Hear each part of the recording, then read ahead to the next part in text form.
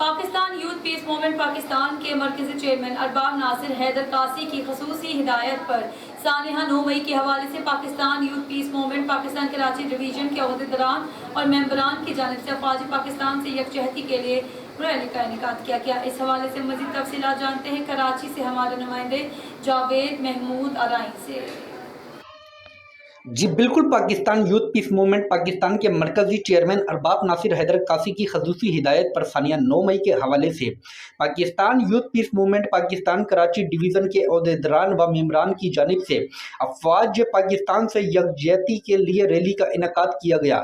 Rally کی قیادت Pakistan youth پیس movement Pakistan Karachi division کے general secretary Ashraf Ali Khokhar, press secretary محمد یاسین جعفرانی نے کی۔ ریلی کرنگی سے شروع ہوئی اور کراچی پریس کلب پر اختتام پذیر ہوئی۔ اس موقع پر پاکستان یوتھ پیس موومنٹ پاکستان کراچی ڈویژن کے general secretary Ashraf Ali Khokhar, press secretary محمد یاسین جعفرانی کے ہمراہ دیگر عہدیداران و ممبران اور عوام کی بڑی تعداد موجود تھی۔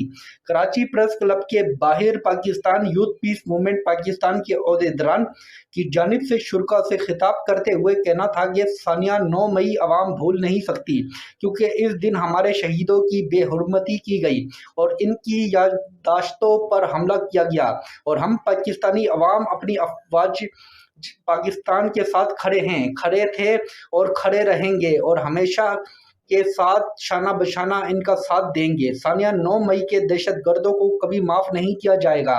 ان شر پسند کو سزائیں دی جائیں۔ شہدائے ہمارے سر کا تاج ہیں اور ان کی بے توقیری برداشت نہیں کی جائے گی۔ جی